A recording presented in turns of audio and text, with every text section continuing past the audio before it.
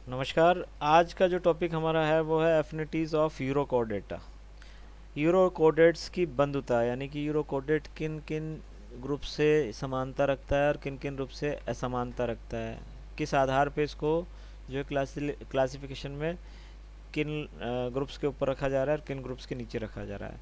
तो वो सिमिलरिटीज़ और डिससिमिलरिटीज़ के आधार पर ही हम उसको कहते हैं कि ये यहाँ इसलिए आएगा क्योंकि ये इससे समानता रखता है और यहाँ इसलिए नहीं आएगा क्योंकि ये इससे असमानता रखता है। तो सबसे पहले है यूरो कोडेट्स की नॉन कोडेट्स के साथ क्या क्या बंधुताएं हैं। यूरो कोडेट्स को यदि देखें हम, यूरो कोडेट का एनिमल जो है वो है हेमिकोडेटा। ठीक है, आइडियल जो हम इसका यदि जीव की बात करेंगे तो हेमिकोडेटा को हम ध्यान में रखेंगे, ओ सॉरी हर्डमानिया को हम ध्यान में रखेंगे। हर्डमानिया जो हम पढ़ चुके हैं, ठीक है, इसको सी स्क्रिट्स भी कहा जाता है। और ये जो है एक स्टेबल प्राणी है, यानी कि एक जगह स्थानबद्ध रहेगा। जबकि इसका जो लार्वा था वो फ्री स्विमिंग लार्वा था, जो कि टेडपोल लार्वा कहला रहा था। याद आ रहा है ना? तो उस उन दोनों एडल्ट और लार्वा वो किन किन से समानता और असमानता रखते हैं, इसके आधार पर ही हम स्टडी करेंगे। तो यदि इसके समानताओं की बात करते हैं नॉन कोडेट से, तो ये जीव जो हैं वो स्पॉन्ज, मोलस्क और लोफोफोर्स, इनके साथ ही फूड हैबिट्स में समानता रखते हैं। यानी कि ये भी फिल्टर फीडर होते हैं और सीलरी फीडर होते हैं, माइक्रोफैगी होते हैं, छोटे जीवों को खाने वाले। और सीलरी फीडिंग द्वारा, जैसे कि सीलिया जो है एक वाटर करंट जनरेट करते हैं, और ये जो जल है उस जल में पाए जाने वाले जो सूक्ष्म जीव हैं उनको ये खाता है। दूसरा है टिफ्लोसोल इन इंटेस्टाइन। इंटेस्टाइन की इसमें इंटेस्टाइन में एक टिफ्लोसोल पाया जाता है। टिफ्लोसोल एक तरह से अंतर्वलन होता है, यानी कि एक ट्यूब है और उस ट्यूब में नीचे की तरफ एक संरचना लटकी हुई है। तो वह जो संरचना है वो सरफेस एरिया को बढ़ाने का काम करेगी। इंटेस्टाइन में जो उसका सरफेस एरिया है वो बढ़ जाए ताकि ज़्यादा से ज़्यादा एब्जॉर्प्शन हो सके। ठीक है, तो ये जो है नॉन कोऑर्डिनेट्स में पाया जाता है और यूरो कोऑर्डिनेट्स में पाया जाता है। फिर उसके बाद आता है इसमें इसके जो लार्वा है उसमें आई और ओसिलाई, ये नॉन कोऑर्डिनेट में जो पाए जाने वाले आई और ओसिलाई है उससे ये समानता रखता है। ठीक है, इनमें जो बडिंग पाई जाएगी वो नॉन कोऑर्डिनेट के समान होंगी। कॉलोनी का फॉर्मेशन जो है, समूह में रहने वाली जो बात है, वो भी ये नॉन कोऑर्डिनेट से समानता रखता है। फिर इसमें असमानता क्या है? जो इसका लार्वा होता है, हडमानिया का जो लार्वा होगा फिश लाइक होगा। इसका जो लार्वा हमने देखा था पिछली बार, तो उसमें वो कैसे था, मछली के जैसा संरचना थी उसकी, है ना? ठीक है, और दूसरी क्या थी, इसमें जो है फेरेंजियल गिलसिट एब्सेंट थे। किन में? लार्वा के अंदर। ठीक है, एडल्ट में तो फेरेंजियल गिलसिट पाए जाते थे, लेकिन इसमें जो है फेरेंजियल गिलसिट एब्सेंट थे। तो ये जो चीज़ें हैं ये इससे असमानता दर्शाती हैं। अब बात करते हैं इसके हेमिकोडेट से समानता, यूरोकोडेट की हेमिकोडेट समानता। यूरोकोडेट और हेमिकोडेट में जो समानता है वो है इसकी फेरिंग्स की संरचना। यूरोकोडेट्स में भी जो फेरिंग्स है वो बहुत बड़ी पाई जाती है। ठीक है, बैग लाइक स्ट्रक्चर होती है, क्योंकि वहाँ क्या होते हैं, गिल स्लिट्स पाए जाते हैं फेरिंग्स के अंदर। और एक तरह से कहा जाए तो रेस्पिरेशन, एक्सक्रीशन और क्या कहेंगे, डाइजेशन, ये तीन में बहुत महत्वपूर्ण जो है रोल अदा करती है फेरिंग्स। इस वजह से इसमें दोनों में जो है फेरिंग्स की संरचना है वो लगभग समान पाई जाती है। नर्व सिस्टम का जो डेवलपमेंट है वो जो है दोनों में एक जैसा पाया जाता है। अब असमानता क्या है? असमानता इसमें जो है एंडोस्टाइल पाई जाती है। ठीक है, ये जो एंडोस्टाइल है ये एंडोस्टाइल इसमें तो पाई जाती है, यूरोकोडेट्स में पाई जाती है, लेकिन हेमिकोडेट्स में ये एंडोस्टाइल नहीं पाई जाती है। तो यह इसकी एक असमानता हो गई हेमिकोडेट्स से। अब बात करते हैं यूरोकोडेट की सिफेलोकोडेट से समानता। ठीक है, सिफेलोकोडेट्स का जो एनिमल है वो है एम्फियोक्सिस। ठीक है, ब्रैंकियोस्टोमा। और यूरोकोडेट का जो एनिमल है वो है हर्डमानिया। दोनों की जो संरचनात्मक रूप से यदि देखें तो वह समान नहीं है। ये तो क्या है, बैग लाइक स्ट्रक्चर है, और ये एक तरह से फिश लाइक स्ट्रक्चर होती है, लेकिन इसका जो लार्वा है इसके एडल्ट से समानता रखता है। तो इसका तो टैडपोल लार्वा और ब्रैंकियोस्टोमा का एडल्ट, ये दोनों की जो है कुछ समानताएं पाई जाती हैं। देखो यदि हम इनकी संरचना देखेंगे तो इस प्रकार से है, मैं बताता हूँ। ये तो है उसका लार्वा, हर्डमानिया का लार्वा, ठीक है, एम्फियोक्सिस लार्वा। और ये है ब्रैंकियोस्टोमा या एम्फियोक्सिस, ठीक है। तो इनकी जो शेप है वो लगभग समान है।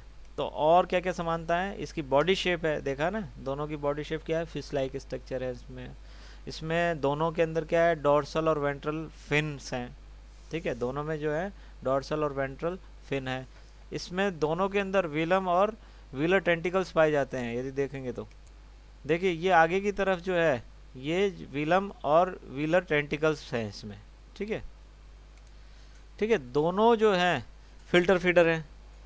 लार्वा जो उसका जो लार्वा है हर्डमानिया का लार्वा, वो भी फिल्टर फीडर है, सिलरी फीडर है। और उसका जो है एम्फियोक्सिस का जो लार्वा है वो भी क्या कहते हैं, फिल्टर फीडर है। इनमें जो क्लीवेज होता है वो क्लीवेज और गैस्ट्रुलेशन ये दोनों समानता प्रदर्शित करते हैं, ठीक है। क्लीवेज, इनके जो क्लीवेज होता है वर्टिकल क्लीवेज होता है, फर्स्ट और सेकंड जो होता है इसमें वर्टिकल प्लेन पर कट लगता है, क्लीवेज होता है। पहला जो क्लीवेज होगा वो वर्टिकल होगा, यानी कि ऊपर से नीचे की ओर। एक बॉल है मान लेते हैं, वो बॉल जो है एक सिंगल सेल है, जाइगोट सेल मान लेते हैं उसको। यदि पहला कट लगाते हैं सीधा, बीच में से दो हिस्सों में काट देते हैं, जैसे ये सेब है उसके 4 फाँक कर दिए अपन ने, 4 फाँक करते हैं ना, कि एक तरफ से काट देते हैं फिर उसको बीच में दूसरी तरफ से काट देते हैं, तो 4 फाँक हो गई इसकी। तो इस तरह से पहला तो हो गया वर्टिकल कट, दूसरा भी वर्टिकल कट लेकिन उसके 90 डिग्री पर। और तीसरा जो कट होता है इसमें इक्वेटोरियल होता है, यानी कि फिर एप्पल को हम घुमाकर और उसको बीचों बीच में से काट दें, तो कितने हिस्से हो गए, 8 टुकड़े हो गए। तो ये जो क्लीवेज होगा ये सेम जो है टैडपोल लार्वा में भी इसी तरह से बनता है और ब्रैंकियोस्टोमा में भी इसी तरह से जो है क्लीवेज होके बनता है। गैस्ट्रुलेशन की बात करते हैं तो गैस्ट्रुलेशन में जो होगा इसमें ब्लास्टुला के बाद जब गैस्ट्रुला बनता है तो इसमें इम्बोली या इन्वेजिनेशन के द्वारा जो है गैस्ट्रुला का फॉर्मेशन होता है। क्या होगा कि जैसे एक बॉल है, खाली बॉल होलो बॉल होती है ना, जैसे टेनिस की जो बॉल है, उसको यदि अंगूठे से बीच में से दबाया जाए आप, तो क्या होगा कि 2 लेयर बन जाएगी, एक बाहर की और एक अंदर की। और जो अंगूठा से जो दबा रहे हैं वो जो है एक और संरचना का निर्माण करेगी। तो ये जो संरचना है, यानी कि एक सिंगल लेयर से 2 लेयर जो है गैस्ट्रुला का फॉर्मेशन होगा, वो किसके द्वारा होगा, इन्वेजिनेशन के द्वारा होगा। तो इसमें गैस्ट्रुलेशन और क्लीवेज जो है दोनों में समानता देखी गई है। Mode of development of notochord और नर्व सिस्टम, नोटोकोड का डेवलपमेंट और नर्व सिस्टम का जो डेवलपमेंट है वो भी इसमें समान पाया जाता है। नोटोकोड क्या होता है, पहले एक नोटोकोडल प्लेट का फॉर्मेशन होता है, फिर उसके पर नोटोकोडल शीथ का एक सराउंडिंग पैदा हो जाती है, या कहें कि नोटोकोडल जो प्लेट है वो नोटोकोडल शीथ से घिर जाती है और इस तरह से नोटोकोड का निर्माण होता है। तो ये दोनों में जो है नोटोकोड और नर्व सिस्टम एक जैसे जो है बनते हैं। प्रेजेंस ऑफ नोटोकोड, नोटोकोड की उपस्थिति, दोनों में नोटोकोड पाई जाती है। टैडपोल के लार्वा में भी नोटोकोड मिल रही है और ब्रैंकियोस्टोमा में मिल रही है, ठीक है। फिर ये कुछ और चीज़ें हैं जैसे एंडोस्टाइल है, फेरेंजियल ग्रूव है और एपीफेरेंजियल बैंड्स हैं, ये भी दो हैं, दोनों में समान पाए जाते हैं। अब आते हैं कॉर्डेट्स के साथ क्या क्या समानता इसमें पाई जाती है। जो इसका टैडपोल लार्वा होता है, देखिए हमने पढ़ा है रेट्रोग्रेसिव मेटामॉर्फोसिस। क्या मतलब है इसका, कि इसका जो हर्डमानिया का जो लार्वा होता है वो इसके एडल्ट से ज़्यादा विकसित होता है, यानी कि हर्डमानिया का जो एडल्ट होगा यानी वयस्क जीव होगा वो एक तरह से इनवर्टिब्रेट कैरेक्टर दिखाता है, लेकिन जो इसका लार्वा है वो ज़्यादा वर्टिब्रेट कैरेक्टरिस्टिक्स दिखाता है। इसमें जो लार्वा है वो टैडपोल लार्वा कॉर्डेट के जो बेसिक कैरेक्टरिस्टिक्स है वो इसमें पाए जाते हैं तीनों। इसमें गिल स्लिट पाए जाते हैं, इसमें नोटोकोड पाई जाती है और इसके अंदर एक होलो ट्यूबुलर डॉर्सल नर्व कॉर्ड भी इसमें पाई जाती है। तो तीनों जो कैरेक्टरिस्टिक्स हैं वो यूरोकोडेट के या कहे तो हर्डमानिया के लार्वल स्टेज में पाई जाती है। अब आते हैं वर्टिब्रेट्स के साथ एफिनिटीज़। वर्टिब्रेट्स के साथ एफिनिटीज़ की बात करते हैं तो जो फिश के जो लार्वा होते हैं वो टेडपोल लार्वा से सिमिलरिटीज़ दिखाते हैं। ये इसके जो क्या कहते हैं यूरोकोडेट के या हर्डमानिया का जो लार्वा है वो फिश के लार्वा के समान दिखाई देता है। इसमें जो फीडिंग मैकेनिज्म है, फिल्टर फीडर जो है मैकेनिज्म होता है, और ये जो एमोसिड का जो लार्वा है वो भी एम्फोसिड का लार्वा है, और जो एम्फीबियन के लार्वा हैं वो भी फिल्टर फीडर ही होते हैं। तो इनका जो फीडिंग मैकेनिज्म है वो भी कुछ वर्टिब्रेट लार्वा से समानता दिखाता है। अब आते हैं इसमें न्यूरल ग्लैंड पाई जाती है जो कि वर्टिब्रेट की जो हाइपोफाइसिस ग्लैंड है या हाइपोफाइसिस है उससे समानता रखता है। और ये जो न्यूरल ग्लैंड है ये क्या है गोनेडोट्रोपिन का स्रावन करती है।